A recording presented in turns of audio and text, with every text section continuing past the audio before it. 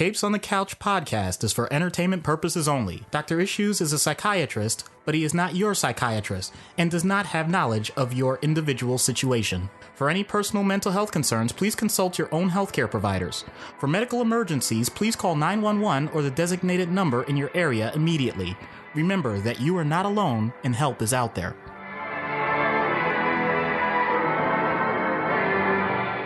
Hello and welcome to Capes on the Couch, where comics need counseling. I'm Anthony Sitko and joined by my co-host, the esteemed Dr. Issues. Hello, everyone. So this is issue number 17, our big Ant-Man and the Wasp special, where we cover the one, the only, the inimitable Dr. Henry Hank Pym.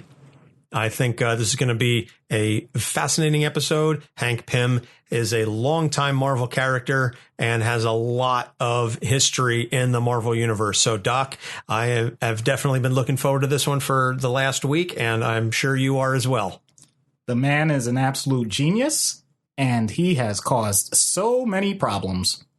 And we are definitely going to get into that. Before we do, just want to remind everybody, you can find our show on our website, capesonthecouch.live. We are available through the Libsyn network on Google Play, iTunes, Stitcher, TuneIn, YouTube, and the iHeartRadio app. We're also looking to expand on a couple other possible apps and distribution methods, so stay tuned for that. We have a Patreon page, patreon.com/capesonthecouch. You can subscribe at the $1, $3, $5, and $10 levels. $1 gets you a shout out, $3 gets you early access and the ability to download a blooper reel. $5 gets you a longer uncensored version of the skit and a guarantee that any questions you have about some of our upcoming patients, guests will be answered. And the $10 level means that once a month you get to pick a character and we will definitely do that character and answer any questions that you have. So that's patreon.com/capesonthecouch. We've got a Facebook page, facebook.com/capesonthecouch. Our Twitter, Capes on the Couch. Doc and I also have our own individual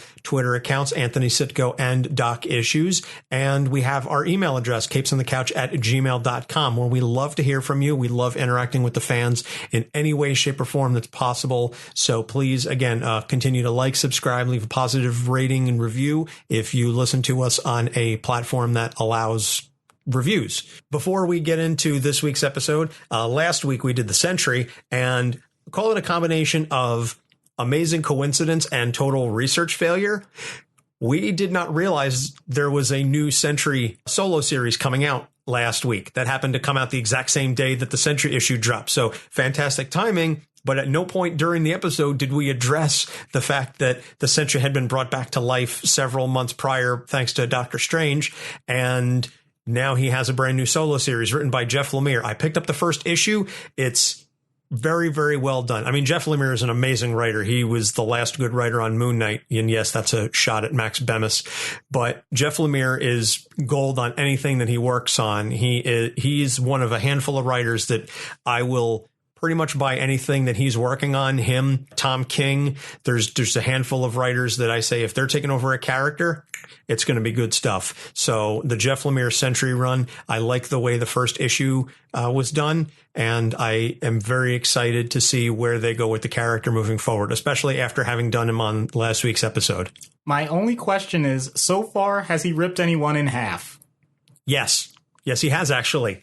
No, I'm not even kidding. It's in the first issue. Yes, he rips. There is at least one character that he rips in half. To explain to the audience, I did not know that. That was not a setup question. That was meant as just this offhand joke, and it actually happened. Okay, great. No, it definitely happened. I have it here. I'll let you borrow it. The other book I picked up, by the way, from my local comic shop was the Thanos graphic novel. And I know we did Thanos a couple of episodes ago, but Thanos' solo run, I only picked up the third book. I think it's the third book in the series. I think it just covers issues like 13 through 18 and the annual. But as soon as I got done reading it, I said I immediately need to read the first two books in this series, the first two trades, because it's phenomenal. It's Thanos, it's Cosmic Ghost Rider, it's future Thanos, it's death. It is astounding. And the annual tells some of the most ridiculously incredible, heart-wrenching stories.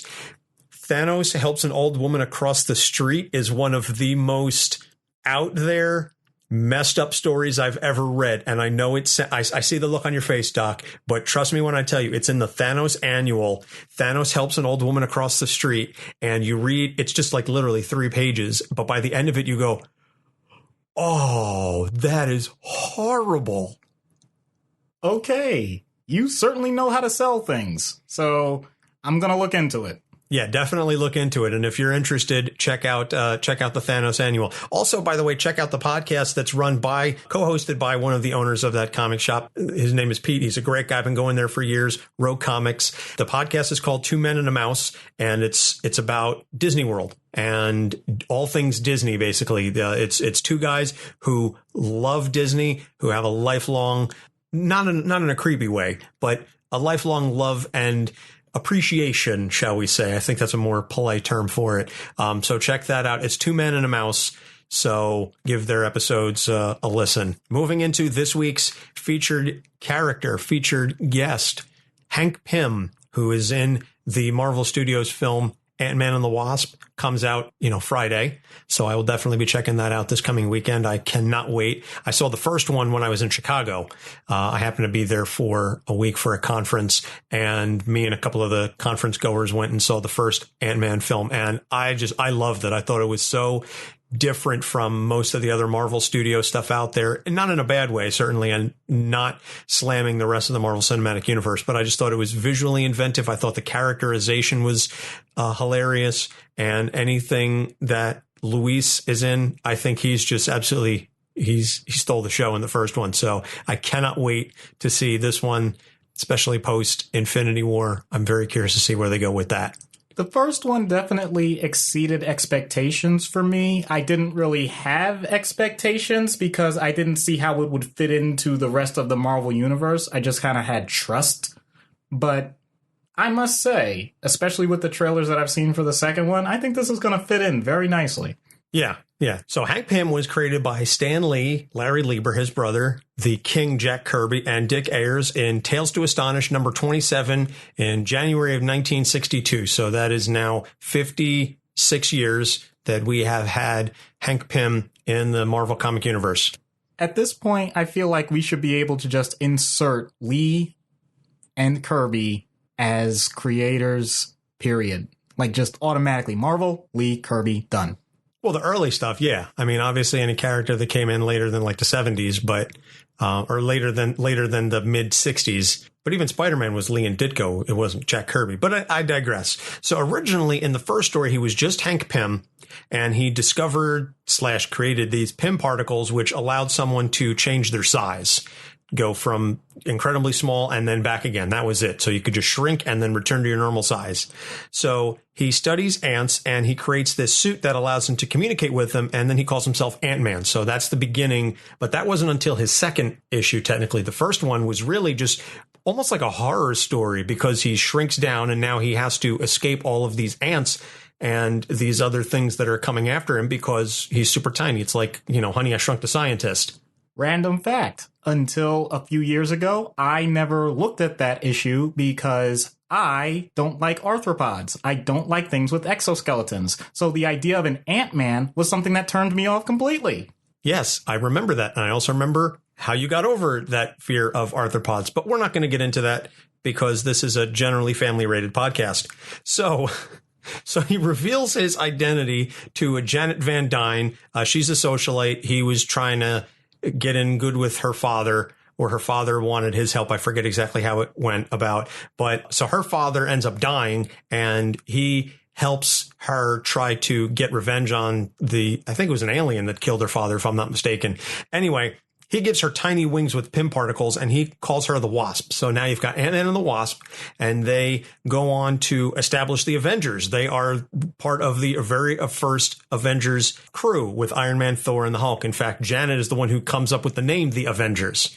So they are very integral to the history of the Avengers. And I remember when the first movie came out that there were a lot of people that were upset that Hank and Janet hadn't been introduced in the MCU at that point, and they said, how can you have the Avengers without Ant-Man and the Wasp? I think the movie did a fantastic job regardless, but I understand that little point. For anyone that wants a little more background onto the origin of the Avengers, then you can listen to our episode with Loki, who was the original villain. That's right. We discussed the starting of the Avengers then. I forget what number that was. Was that 6, 7? I don't remember. This is 17. We've lost track now. We've been doing this for over 4 months, which is crazy as it is.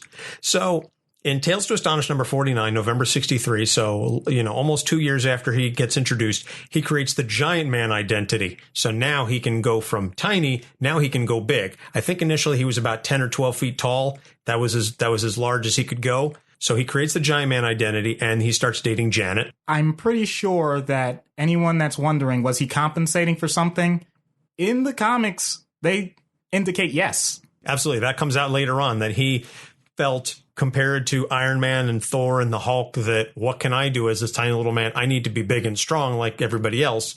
So that's why he creates the Giant Man identity. So then later in Avengers number 28, May 1966, he becomes Goliath. So this is now his third identity, and this is a recurring pattern we see with Hank Pym, and we're going to get into this later. But he's been a hero for about 4 years, and he's already got 3 different names, even though really all he can do is either shrink or grow. So limited skill set, not limited skill set, but it's not like he's doing all of these various things, and each identity is a different skill set. I mean, Goliath is basically the same thing as Giant Man, except he's a little bigger now. Yep. So he decides to come up with a brand new name. Well, it's rebranding. I mean, Giant Man, that's not going to catch. Goliath, that's, that definitely has a ring to it. It does. I certainly concede that. So he becomes Goliath when he returns to the Avengers, because after he started dating Janet, they kind of backed away for a little bit.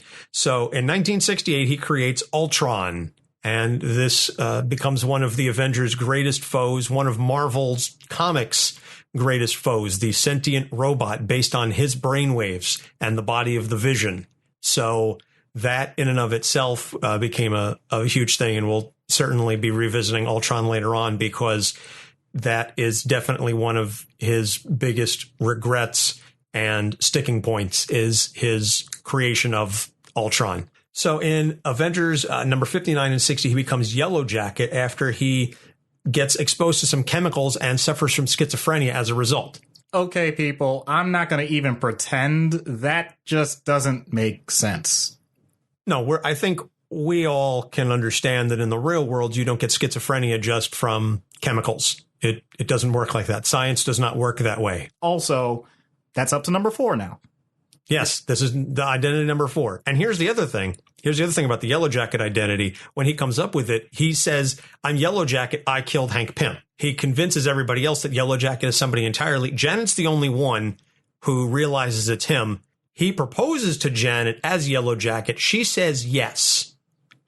So when we get into some of the later stuff, just keep in mind that Janet, and I'm certainly not excusing what he did, but Janet is not blameless in this relationship. And we can do an entire other episode later on about Janet van Dyne and all of the things that she's done wrong in her history.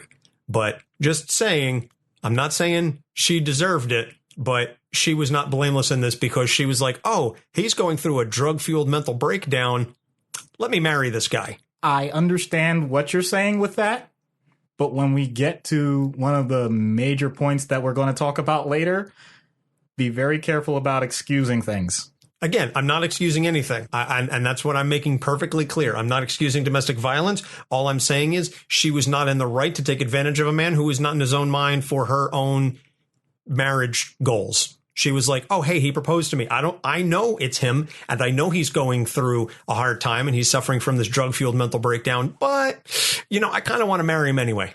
Well, so he's offering now. I might as well take advantage of that. That is a way to look at it. It could also be that she was trying to see if she could be a positive influence to help him in the future. I know that there's more information coming, but yes, just saying. So he gets married.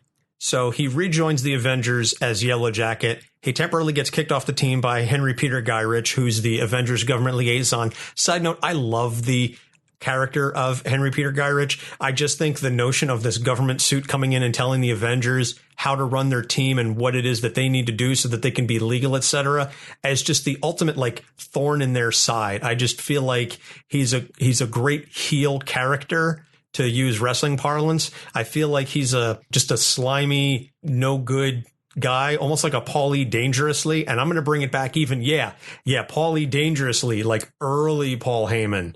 Just that slimy backstabbing, only in it for himself and just using all the loopholes. That's the feeling and the vibe that I get from Guy Ritchie. But anyway, he rejoins the team. Then we see Scott Lang steal the Ant-Man suit to do good, but because his daughter Cassie is sick and he needs money and he needs the doctor's help to help cure Cassie, he steals the Ant-Man suit so that he can get this done.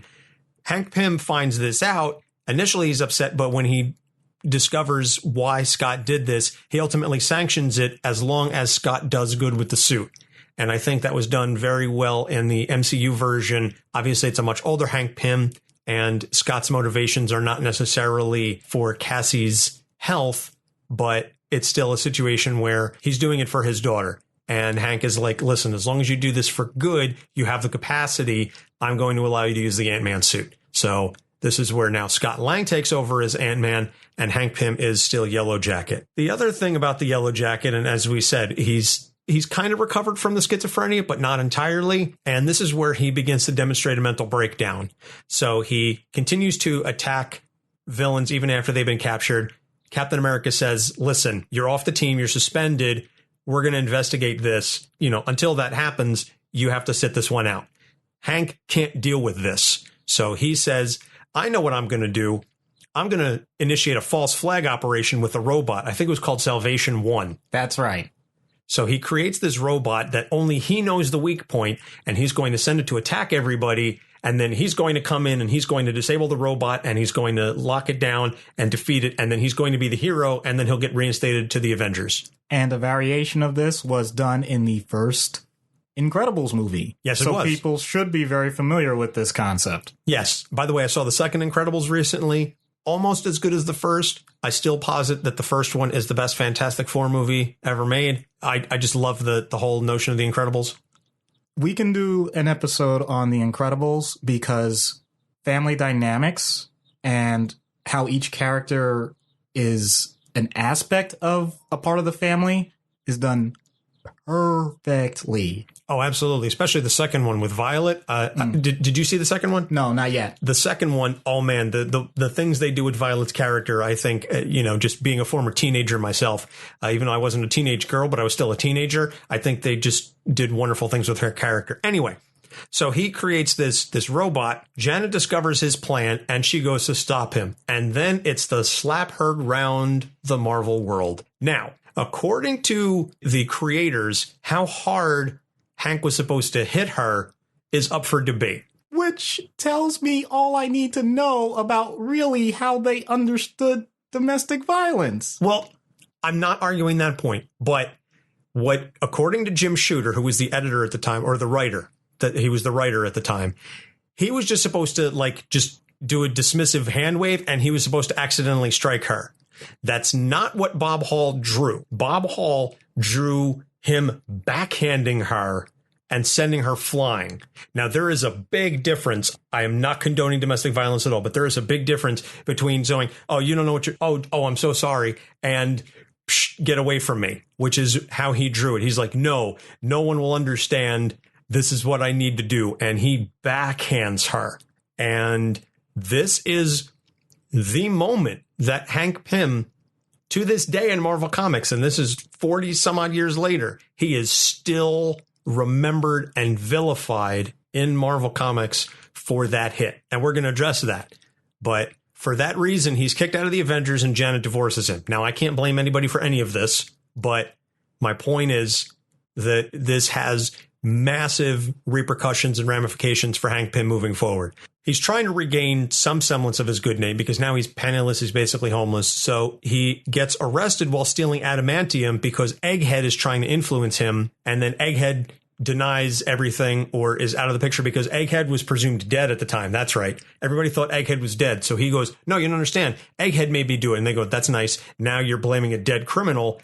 That's just the kind of thing that you would do, Hank Pym. So now we definitely don't believe you. So he's later cleared once Egghead gets killed by Hawkeye, who, incidentally, Egghead killed Hawkeye's brother. So that was a nice little sweet bit of revenge for Clint there. He decides, you know what? I'm done with all the superhero identities. I'm just going to be Dr. Hank Pym, and I'm going to be an advisor. I'm going to be the scientist. And so he does some research with the West Coast Avengers, which I have read a lot of because I'm a Moon Knight guy, and Moon Knight for a long time was a member of the West Coast Avengers. So I think he dates Tiger at some point while he's out there. I don't remember all the specifics, but so he's involved with the WCA as Dr. Hank Pym. So then he returns to the East Coast Avengers as Giant Man, and then he helps the team defeat Ultron once again because Ultron is the recurring nemesis that just won't die. What I like about Ultron is that the reason why he keeps coming back is usually because of either Pym or Vision.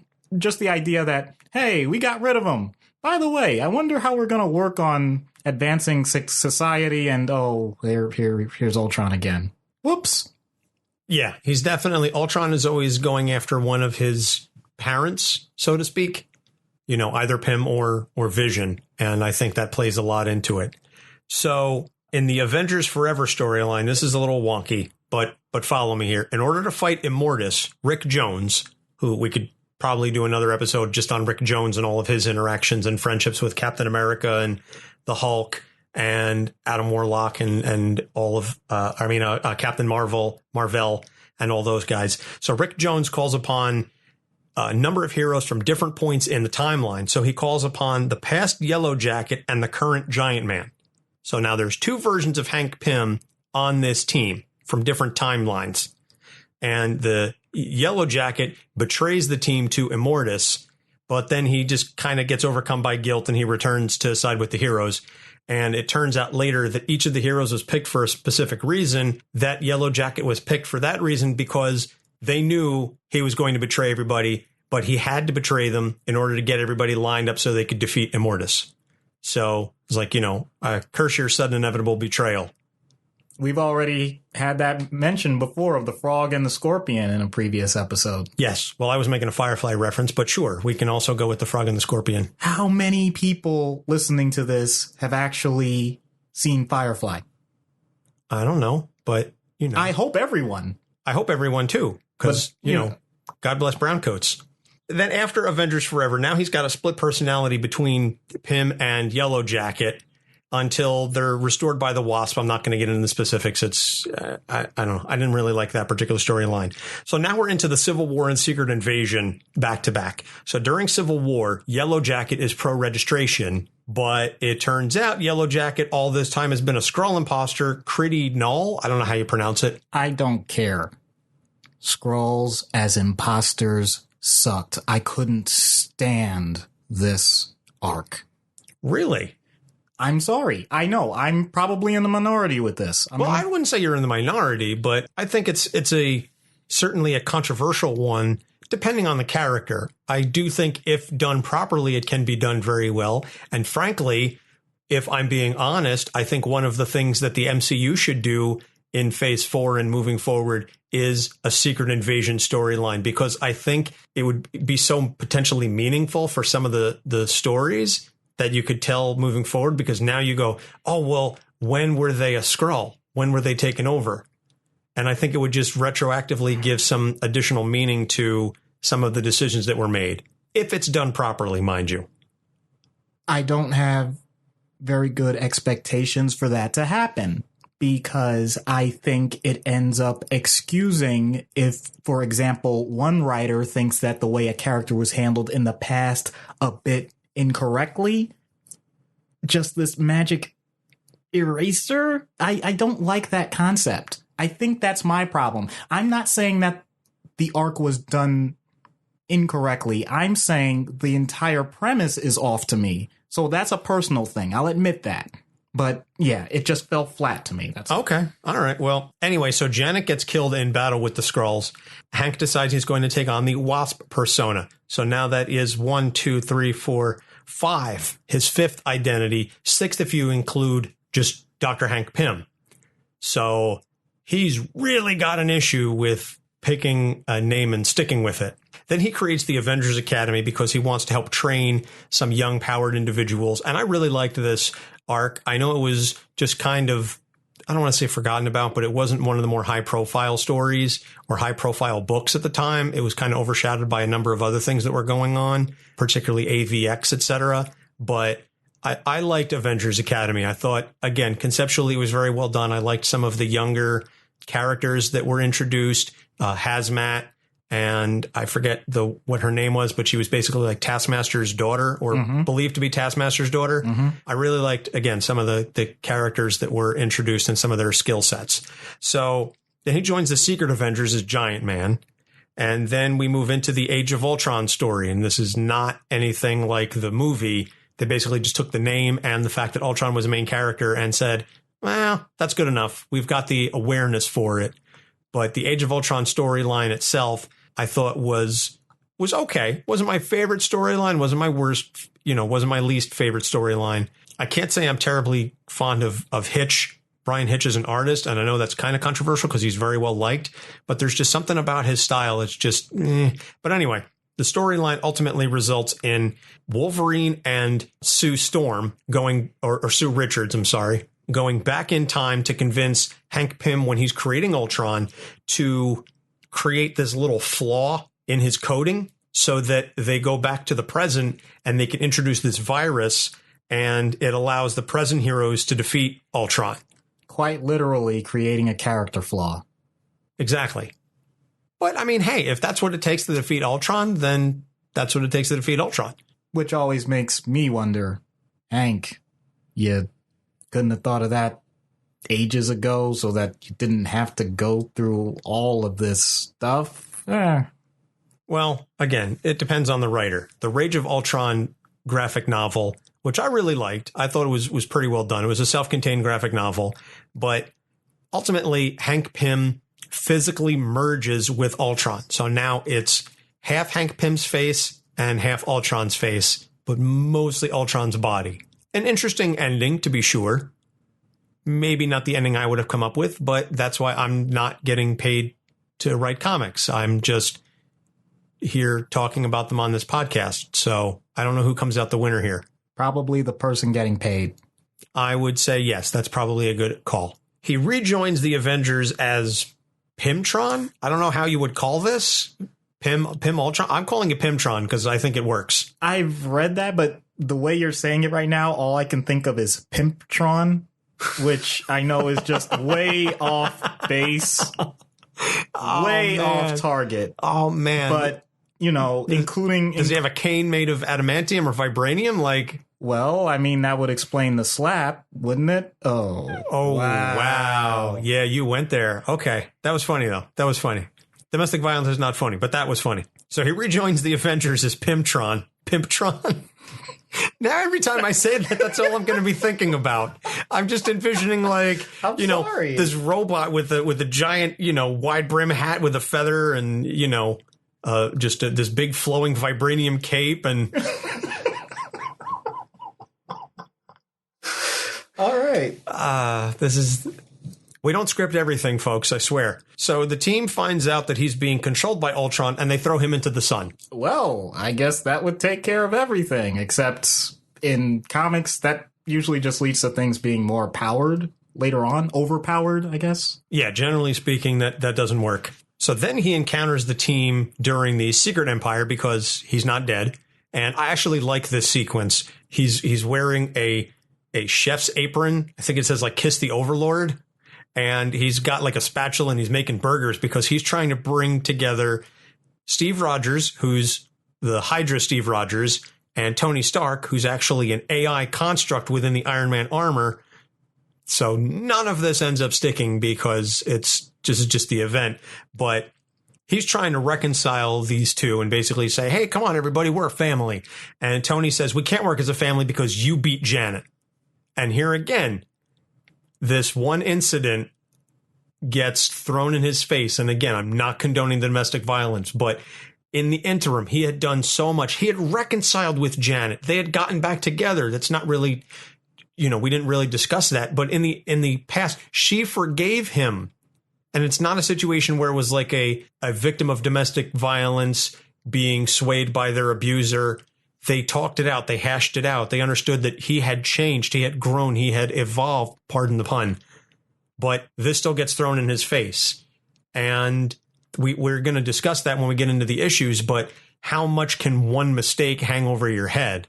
And what impact does that have on a person's psyche? So that gets, again, thrown into Hank's face. And the other thing we find out is he had a daughter with his first wife. Now, we didn't mention this during the intro, but he had a wife, Maria Travaya. I think she was Russian, and she gets murdered very early on. And that's what leads to him sort of going into the research that he does. And we'll talk about that in a second when we get into his issues. But it turns out he had a daughter with his first wife, but Nadia was raised in the Red Room. So now she's got all kinds of super badass skills, because the Red Room is where they train all the Soviet Russian spies like a Black Widow and Belova, Yulia Belova, Natalia, whatever her name is. Mm-hmm. So now she becomes the Wasp because Janet takes her under her wing. Womp womp, pun intended. And so now she's the new Wasp. And this is to say nothing of all of the other characters that have taken on the many, many names that Hank Pym has had over the years, because Hank Pym was the first Ant-Man, but he's not the last. You had Scott Lang, and then you had Eric O'Grady, who was the irredeemable Ant-Man, who used his shrinking powers to spy on Ms. Marvel in the shower. He was one of many giant men. He was Goliath, and at least one of the other Goliaths is Bill Foster, who was killed by the Thor clone during the Civil War event.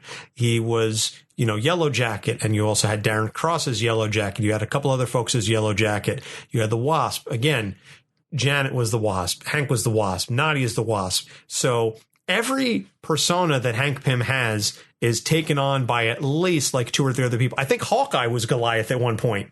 Yes, he was. And I was going to say, Hank Pym is the ultimate Marvel franchiser. Yes. You need to be a hero? Hank's got you covered. Hank's got you covered. Do you need a name? Do you need a suit? I've already got it. It may be a little dirty. It may have some, negative vibes attached to it and some bad history. But, we'll switch it up a little bit, and then you can be the new guy, and then you can make me look good retroactively. As long as you don't hit anyone. Yes, as long as you don't hit women. So let's move into the issues now. I think that was a pretty solid deep dive on Hank Pym, and we could have gone probably another half hour just on his background. But let's focus now on the issues. So the first thing I want to talk about is the mental instability. I think that's something that's been exhibited throughout the character's history. The first time he suffered a breakdown was after his first wife, Maria Travaya, was murdered. And then he has repeatedly suffered numerous breakdowns, and they're usually a result of Ultron going rogue because he feels guilt and responsibility for creating Ultron. So, and then the other thing I want to talk about, and I don't know if you want to mention these together or go one then the other, is he has in canon stated that he is bipolar, but because this is the comics, he doesn't have a realistic version of bipolar disorder. He cycles between manic and depressive over the course of several days, and he uses algorithms to figure out, okay, well, what can I do when I'm manic so that I can be very effective? And then what can I do while I'm depressed so that I can get back to the manic state as quickly as possible? Because he feels empowered almost when he's in the manic state. So I don't know if you want to talk about the bipolar disorder and the mental instability, or if you want to conflict the two, or I'll let you, you're the professional, you handle it. All right. I'm going to take both of those at the same time, because I think bipolar disorder itself can be a fantastic teaching point. Bipolar disorder, bipole. Okay, so two poles, meaning opposite ends of a spectrum. The mood spectrum that we're talking about, as Anthony has already mentioned, one side we call the manic side. The other side we call the depressed side.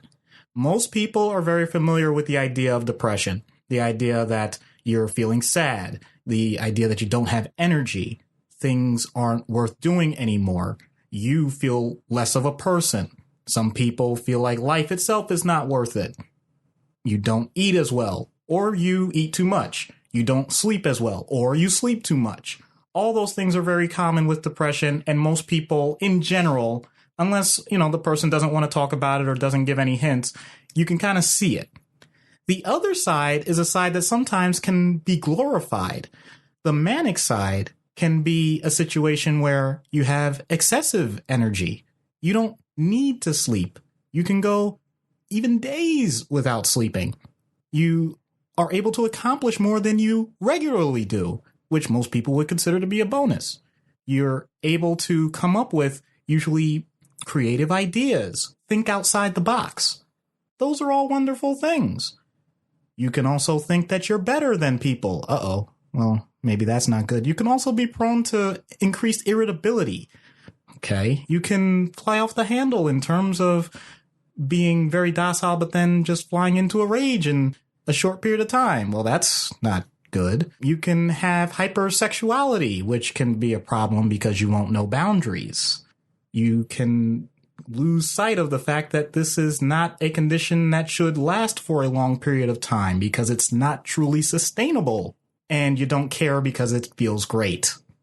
So I'm not going to comment on whether or not Hank Pym with bipolar disorder is accurate. I'm just saying when someone is exhibiting that, it's something that everyone else around them may love the positive parts, but then when the negative side starts to hit, it creates humongous conflict because that person doesn't want that feeling to end.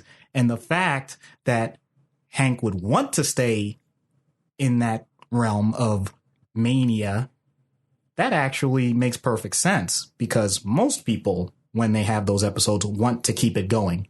It means that they also don't want treatment. They don't want intervention.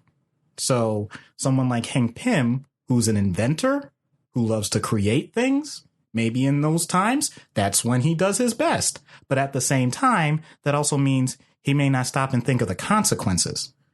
So I'm proposing, I'm not saying that they have to go this route, but I'm proposing that when something like Ultron comes along, something that is greater than what his creator ever anticipated, wants to do way more than any other construct had thought was possible. Is Ultron the direct physical / mechanical / technological manifestation of Hank Pym's mania? He very well could be. And I think that was something that was addressed very well in the Age of Ultron movie, even though I know it wasn't necessarily an adaptation of the Age of Ultron storyline. But they do reference the fact that, and I know it wasn't Hank Pym, but the notion that Bruce and Tony in the movie created Ultron on very little sleep. We see them figuring everything out and they're running through all these permutations and everything. And ultimately, I think Jarvis is the one that continues to run the algorithms and unlocks it. But the fact that they were so hell bent on finding out and figuring out how they could get this done, you know, to pull in another quote from Jurassic Park, you were so obsessed with thinking out whether or not you could that you never stopped to think whether or not you should. So I think that is actually a very apt metaphor, that Ultron is the manifestation of Hank Pym's mania, that, oh, this is a great idea. What about the consequences? I don't care about the consequences. I need to get this done because this is going to be amazing. Right. Also, to go along with this, because the mania part, that's the flashing lights and all the glory part, as opposed to the depression, which actually is the statistically much more common phase of bipolar disorder. And by the way, I don't want to make it sound like, and I realize I may have done this, I don't want to make it sound like you have to be in one phase or the other. Most people are usually somewhere in between, on the level, living their average life. Basically, the manic phases are going to be much shorter than the depressed phases. As a matter of fact, to be diagnosed with bipolar disorder, you only need one manic episode in your life. And many people exist that way, where if they have any episodes that are causing problems, majority of them are depressed.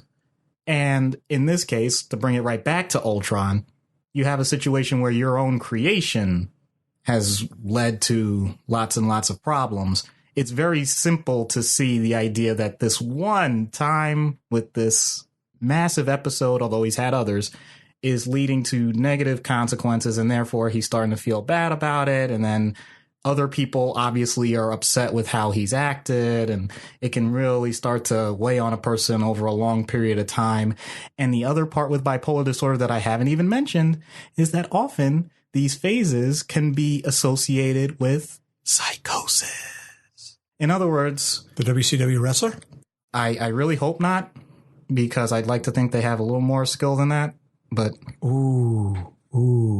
No. Actually, I loved watching him wrestle. Why did they get rid of the cruiserweights? They really needed to hang their hat on that. I think they would have survived against WWE. I digress. I was the one who started it. Blame me. Yeah, but I didn't have to carry it. I usually don't. Oftentimes, when it comes to these different phases, you can start to have your own psyche play against you. So in other words, if a person's in a depressed phase, they can start to think, wow, I'm not worth it. You can actually hear a voice telling you that you're worthless. You can start to incorporate that and make yourself feel worse. Meanwhile, if you're on the manic side, it's not just that you think you're great. It's that you are, in the case of Hank Pym, he has a suit, so he can be Giant Man. He can be Goliath. But imagine if you don't have a suit like that, but you still think you're the most important person in the world. You start to think that you're some sort of religious entity, that you're Jesus, you're God, you're the Messiah, you're the president, you own everything. These are things I encounter every day. And so the idea that your own emotions can have this type of effect on you is something that I'm not sure we as a society have come to really appreciate until very recently. This is the type of thing that we used to be encouraged to shut out. If these were the things you were thinking, you just don't mention them. They'll run their course, and that's just the way they are. There's nothing you can do about it. An example character like Hank Pym really starts to shine a light on just how influential our emotions are, both for the positive and the negative. I don't want to paint this as a light where if someone has manic symptoms, that means you need to shut them down. I mean, so many people admittedly have these episodes and have lots of productive value in the world and create great art. So I don't want to just say, don't do it. I just want people to be aware of it. And if it goes too far, then you do something about it. Well, it's like all things, I think, all things in moderation. So the next thing I want to talk about, and we mentioned this a little bit in the background, is the feelings of inadequacy. He literally creates the Giant Man persona because he felt less than compared to the strong heroes, because especially when the Avengers were created, you had Iron Man, Hulk, and Thor. Three incredibly strong individuals. I mean, Iron Man is powered because of the suit, but Hulk and Thor are amongst the strongest heroes in the Marvel universe. And then you have two people that can get really small. So Hank, it's in projection, I guess, or just general feelings of inadequacy. That's why he feels really bad. Something that I didn't mention, he was about to commit suicide when he was on the West Coast Avengers. Firebird talked him down, but he was suicidal. So he's got those feelings of inadequacy. And I think that may be one of the things that drives him as a hero, if it's sort of registered for good, if it's directed towards a positive end, that if you feel like you're not doing enough, that you can use that to a good end, but it can also turn internal and become self-destructive. I think you have it absolutely right. He has a chip on his shoulder. And one of the most common responses when someone, and by the way, that is a historical thing. Like, I think it was from the shipyards, like someone would carry a chip if they really wanted to let off some steam. Someone would knock it off and you'd fight right then and there. That's an aside. The idea that you have to make sure everyone else outwardly knows that you can stand up to anyone that you face. That's potentially a positive thing. I can think of many environments where that's good. Obviously, athletic competitions come to mind. Many business ventures, political aspirations. You have to make sure that you can stand toe-to-toe with anyone and make it a level playing field. Great. However, when do you turn it off? If you're doing that with people where you're supposed to let your guard down, where you're supposed to be able to have vulnerabilities, and you can't, then everything becomes a fight. There's no other opportunity to recharge your batteries. You're always on the defensive. So in his case, yeah, he stepped up to the big leagues right up really early. And he did just fine. And the thing is, he did it in a way that no one else at the time was capable of. Meaning, if you can shrink down to a microscopic size, you can literally go places that no one else can go. I think that's a great idea. And it seemed Let's go where no man has gone before. Captain's log. Oh, maybe we should veer into Star Trek someday. No, God, no, please. Please. I am not a Trekker. I knew you were gonna do that. That's why I said that out loud. Thank you for teeing the ball up. Yeah. But anyway, to get back to the point, instead of seeing what he does as incredibly unique and valuable, he feels like it has to be the exact same format as everyone else. For the most part, if someone feels inadequate, it doesn't stop there. I can't be as good as you. I must be better. Well, that's an insecurity thing. Well, that's just straight up insecurity, and that leads to a projection that's unsustainable. Right. Because heaven forbid, what happens when someone, let's just say, matches you, not even defeats you. Like, let's say someone matches you. Your whole construct is wrong. And we've already gone through time and time again. What happens when a person doesn't realize that their construct is not infallible, that there are always going to be times where you're not perfect, or when someone's better, or you just weren't on your game that day. There will always be someone stronger. There will always be someone smarter. There will always be someone faster. If they're not in front of you right now, you will encounter them at some point. And the sooner you can accept that, I think the happier we'll all be. And that's just a general life advice. That's something that took me a while to figure out as well. So let's talk about the slap, because we've mentioned it a couple of times, and really this singular moment has come to define Hank Pym over the course of his entire heroic career. And as I said, it keeps getting thrown in his face over and over again. Now, again, I'm not, and I want to stress this, I'm not condoning domestic violence. I'm not saying that he should have hit Janet. I think there's, a small modicum of controversy over just how accidental or intentional was the hit supposed to be. I think an accidental hit is much more easily forgivable than an intentional one, to be sure, but it wasn't drawn that way. So let's just operate under the assumption that he did hit her intentionally. It was in a drug-fueled mental breakdown. He was not of his right mind, and I'm not excusing this again. I'm merely providing an explanation. If you made that kind of mistake and you spent years, if not decades, making it up to the person that you hit, and they forgave you and they understood what happened because they were there, and everyone else around judges you for that one moment, that cannot be an easy thing to bear. And again, I'm not trying to defend Hank Pym. I'm merely offering an insight into his mind. And I know this is going to come back on me because I'm a man, and I know we're in the midst of the Me Too movement, and I'm not discrediting that at all. I am a big supporter of believing women. My point is simply this. Janet forgave him for that singular incident. No one else has. And I think that's one of the issues that Hank Pym faces on a regular basis. And Doc, I don't know if you can talk about what it is like to have one moment, one potentially out of character moment be thrown in your face over and over again, and what impact that has on how everyone else treats you and what that does to how you view the world accordingly. It's literally, I think, another variation of the Scarlet Letter. There is nothing that can be said, no action that can be done after that point that will make it even. And I used the air quotes because there's no such thing. It's a false premise. That doesn't mean the person is completely unlovable, irredeemable, evil.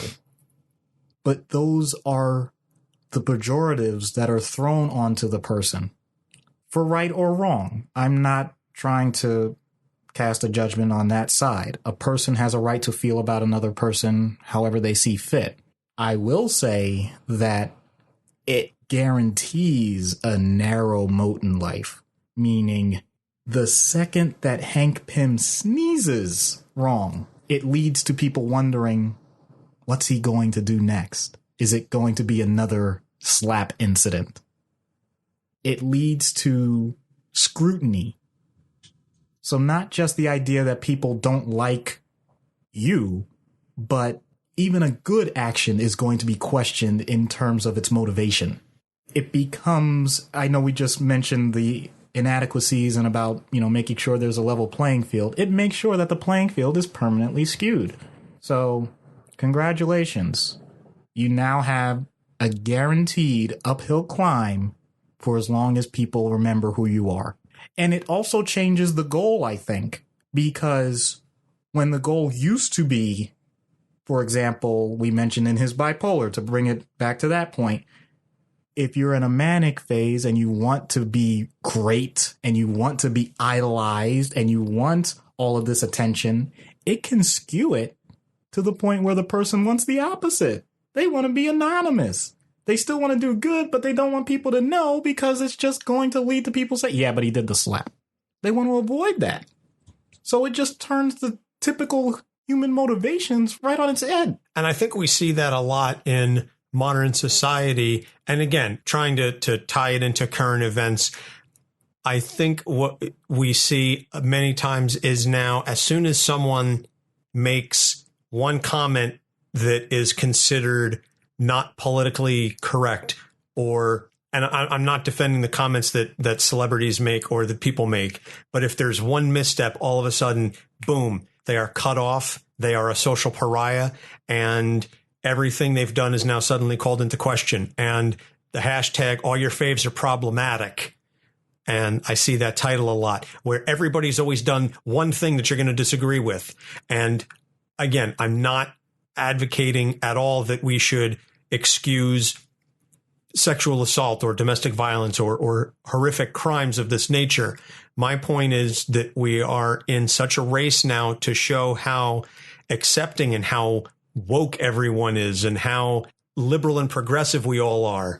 If you do one thing that steps out of line with what everyone has culturally accepted as permissible, you're going to end up further and further excluding otherwise good people who now find themselves on the outside of what is considered acceptable. And then they're going, well, then why try?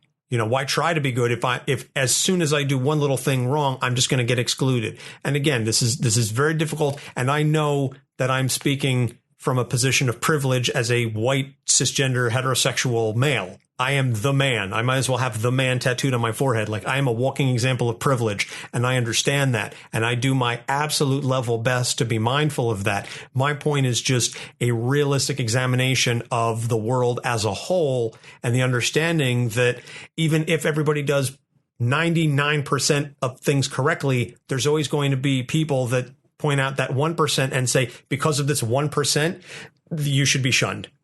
And I feel like, again, Hank Pym is an extreme of that, but it's still indicative of the mindset of everybody's wonderful until you do one thing out of line and then, oh, we can't talk to you anymore. You're a social pariah. And Hank Pym is a example of that kind of taken to the extreme, and from a fictional sense, but I still think it's applicable to some of the things that are happening in society today. And I think it behooves everyone in society to be aware of that, because when people are shunned, people become desperate. And when people become desperate, they become unpredictable. When people are unpredictable, then we have no way to plan. I am not saying in any way, shape, or form, because I don't want this to go in a certain direction. I'm not saying if you are upset about what someone did and it was negative and you point out that you're upset about it, that then you should fall over yourself to say, oh, but that's okay. That's okay. It's, you're still a good person. You don't have to automatically do that. Society is not going to be full of people that all get along at all times. That's fine. But when we go to these intense extremes on both ends, then we're doing ourselves a disservice. We end up in a situation where instead of being able to have dialogues on how to improve things, we simply end up saying, we're going to leave everything as it is because we can't even have a discussion. Yeah, it becomes zero tolerance. And the problem with zero tolerance is there's no room for improvement. There's no potential to improve, and there's no incentive to improve. And that's the problem that I have with it. In a zero tolerance world, there's no incentive to get better because your first misstep is automatically, there's no 3 strikes and you're out. It's 1 strike and you're out. And therefore, what do you do about someone who wants to learn and grow? We all make mistakes. We're all human. We're not allowed to be human. We're not allowed to be fallible. And that's a longer societal thing, and I don't want to get into a sociological discussion. My point is just that Hank Pym, I think, is within the Marvel Universe kind of indicative of that, because this one slap has come to define him as a character that, again, Janet has forgiven him, and that's on her because she was the one that he slapped. And he ultimately made amends with her, and he has done his best, I think, to try and do good the rest of the time. But it keeps getting thrown back in his face. Now, moving into the treatment side of things, and as we always do, we start with the in-universe. How would you address some of these issues with Hank Pym?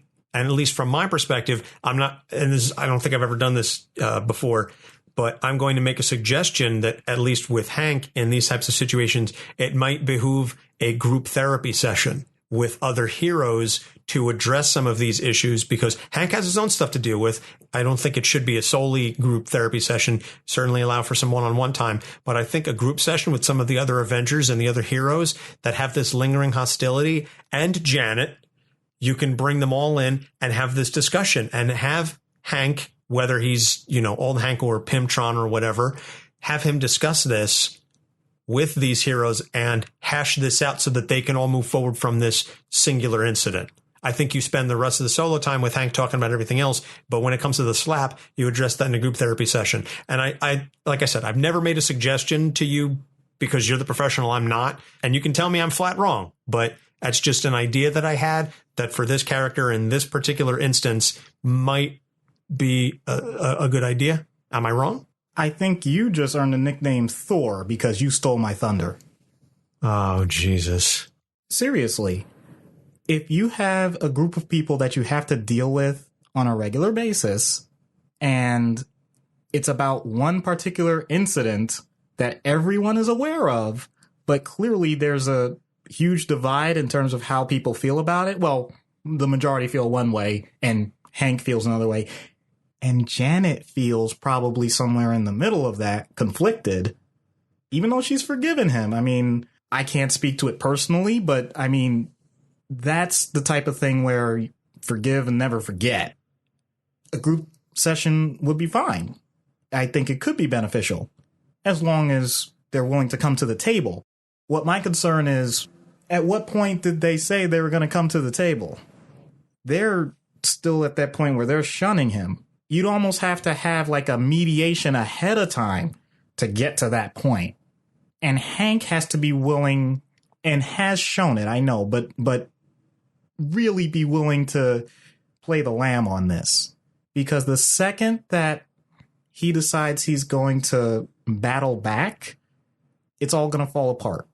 It's going to be a situation where, once again, because he naturally has a chip on his shoulder, he's going to try and justify his previous actions. There's a difference. There's a difference between justification of a wrong and actually acknowledging you're not going to repeat the same mistake.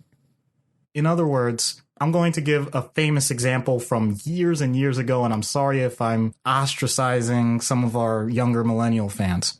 There's a famous former basketball player by the name of Charles Barkley. Well, he's a crazy knucklehead. That's terrible. Come on, Kenny. And there's any number of incidents I could think of, but I'm going to think of one specifically. It was during a basketball game, and he spat into the crowd, and the spit landed on a little girl. So, Charles was being heckled. That was unfortunate. No one deserves to be ridiculed. I know we do it as sports fans, blah, blah, blah. He reacted in a way that most people would not consider the most mature. He was trying to retaliate against one person, and it ended up affecting someone else, an innocent. It was a horrible thing. the headline was Charles Barkley spits on little girl. Now, is that fair to him in that sense? No, it's not, because anybody watching could have seen, okay, he was just spitting. Like that could have landed on anybody.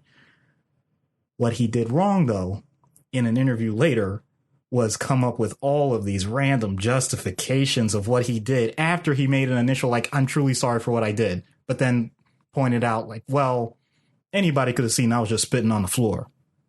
Oh, and, I have to be comfortable with myself because, I know who I am and how I was raised and where I grew up. And it's like, oh, man, which is it? Are you really trying to improve, or are you just doing this for lip service?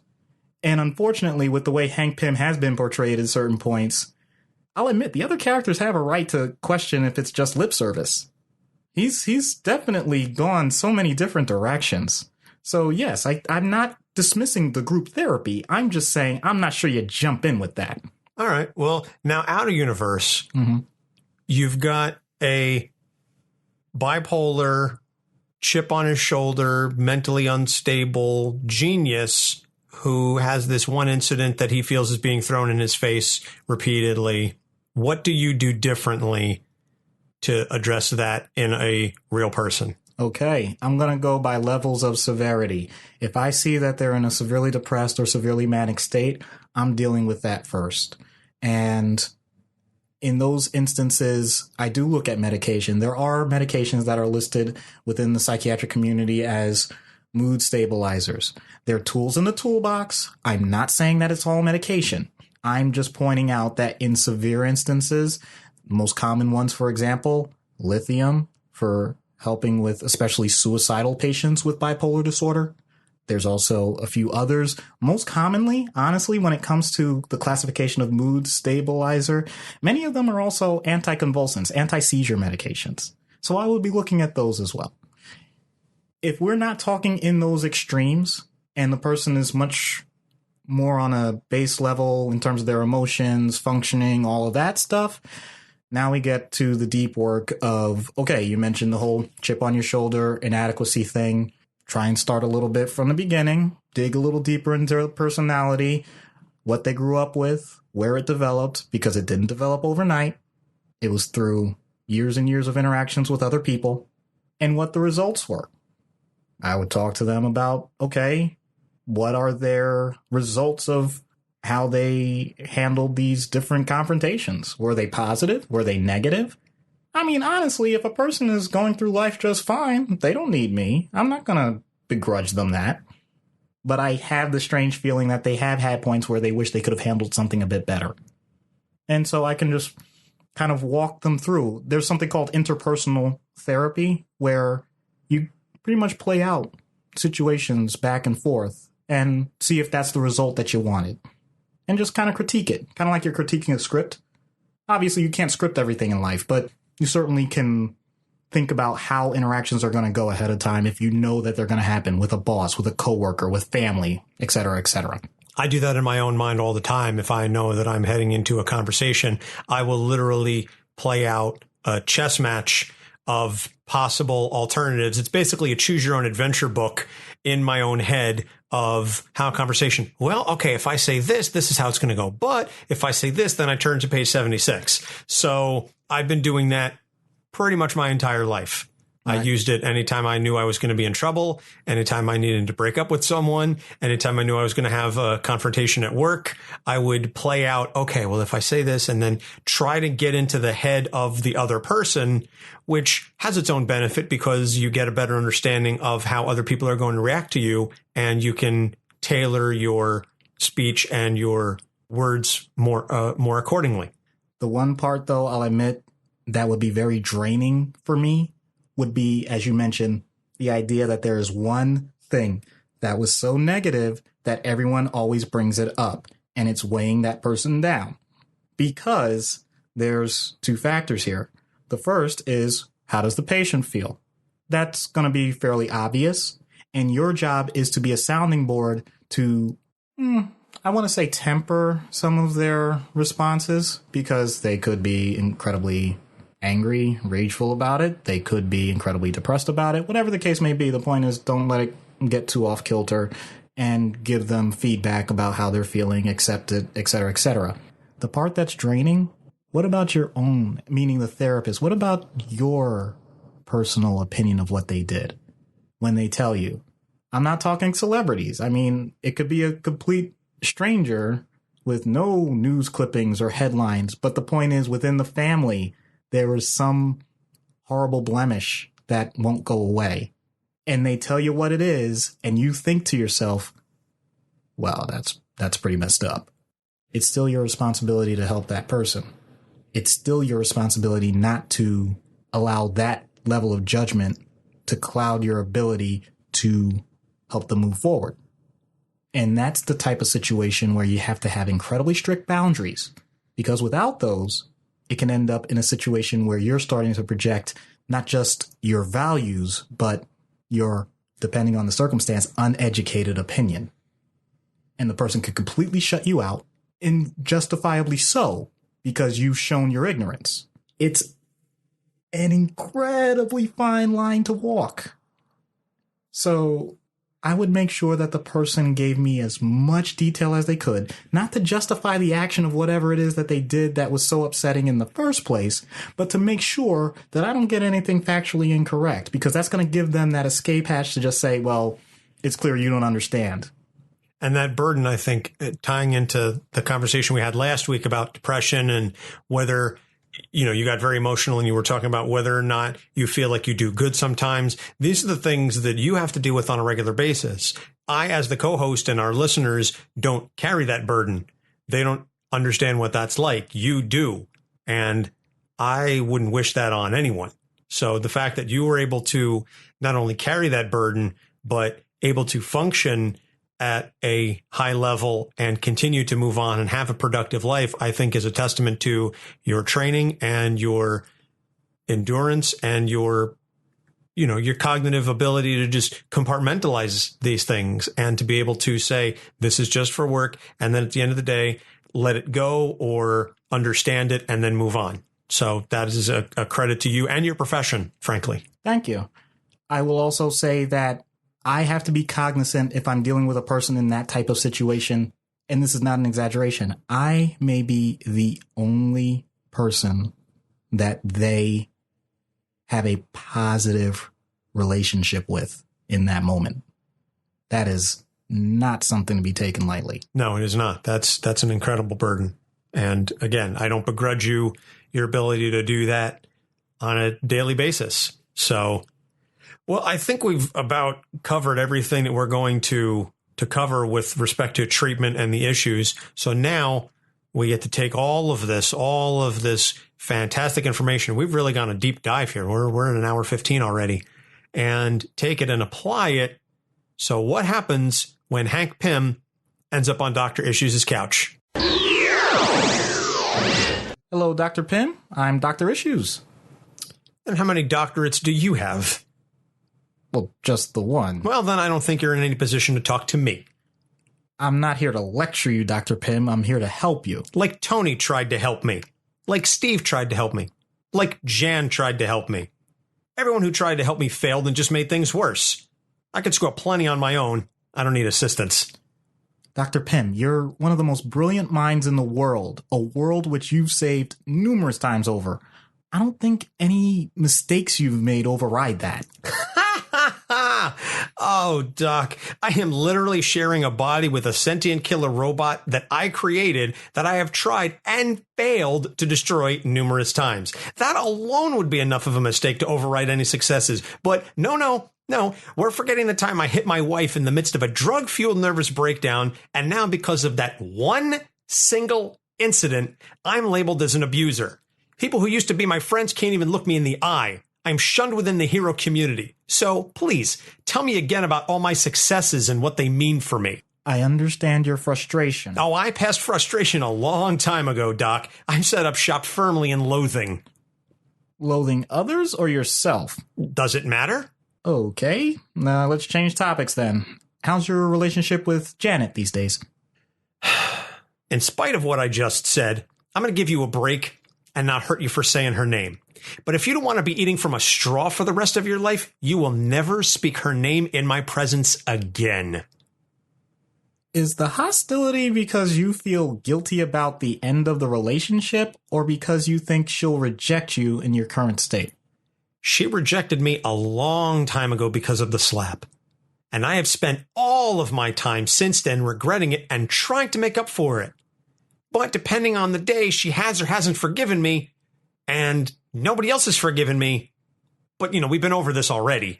Okay, let's not be redundant then. Tell me something I don't know that hasn't worked yet, because I don't think you've mentioned any of your success. Give me one. I mean, I'm still in control right now. I guess that counts, but I told you. All right, Professor. You already belittled me for being smarter. So now you're falling back on the same excuses for yourself? If you want progress on your terms, then I need you to use 100% of that brain power on your own psyche. Forget about Janet, forget about Tony, forget about what the Avengers and everyone else thinks. This is all you. You say you have control of Ultron, then I say you gotta get rid of him once and for all. You do that, everything else falls into place. You think I haven't tried? You think I haven't done everything I can to keep this monster at bay? You keep trying to come up with these other ideas and fit in, okay? Hank Pym, every possibility at his fingertips. Throw it at your own worst enemy. Focus! If you're right, the only way to do this is to let him back so I can take him out completely. Now, are you sure you're willing to take that risk? What's the worst that could happen?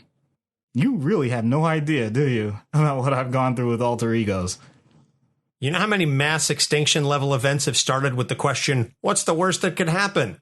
That's how Ultron came to be in the first place. And that's how he continues to be, because you have this whole deep-seated, misconceived notion that you're, this permanent screw-up. Ooh. Look, if he was made with a pencil, you'd be the ultimate eraser. Okay, but if this goes sideways, it's on you. Oh, I'm sure of that. Okay, here we go. Yes. Finally, it's good to be free again. I think this is the first time I've ever had a patient who's not human. Oh, I'm more than human. I am the next evolution. I'm above mankind in every way. And yet you're stuck with a human, and you haven't seemed to figure out a way to completely escape. You think so little of me that you assume I have no scheme? I know all about your plan to let Dad win. Bravo. That's the easy part. Anyone that knows me realizes that I'm a pushover. So the fact that you even took the time to say anything to me instead of just breaking out and destroying the world or whatever it is that you're, supposed to be doing, you're bluffing. The time for games is over then. If you truly seek a demonstration of my abilities, then allow me to... Wait, what is happening? You okay there? No, this isn't supposed to go this way. I was destined to rule over everyone. The son was supposed to usurp the father. I can't believe it ends...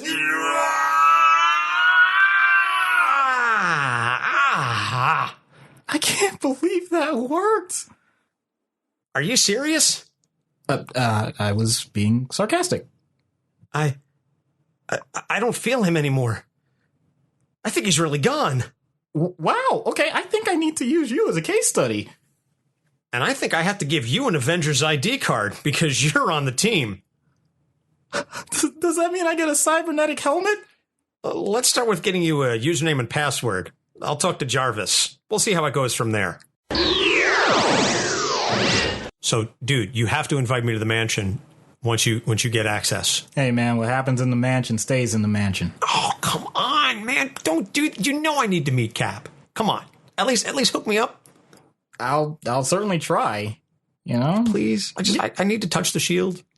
I just want to shake his hand. I just need to touch the shield.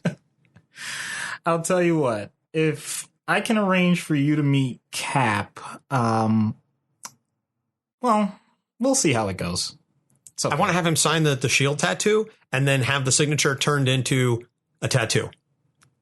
Don't tell him that. That sounds super creepy, man. No, but in all seriousness, I wanted to go because Chris Evans was in that play in New York, like a lobby hero. Yeah, I know. And I wanted to have him do that. I wanted to have Chris Evans, because I have the Captain America shield tattooed on my shoulder blade. I wanted to have Chris Evans sign the tattoo, like go to like a matinee show and then take that signature, and then go straight to a tattoo artist and say, now just literally just draw over the signature and turn that into a permanent part of the tattoo.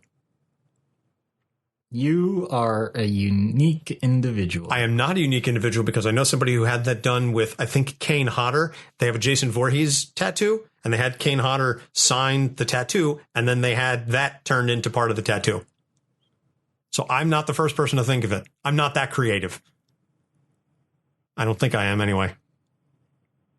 These are the people that I share this earth with. All right. Good to know. This is the person you share the podcast with. Let's be real here. Yeah, that's true. All right. And you're sharing the room with, along with my cat, who's now cleaning his tail. Hi, Brucey. Hi, buddy.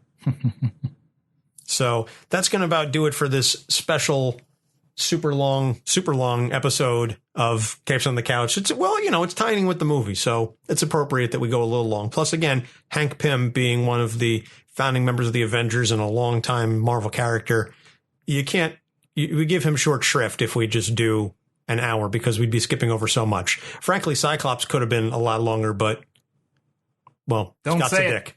Oh, you had to say it. Yes, I did. Oh, I had to.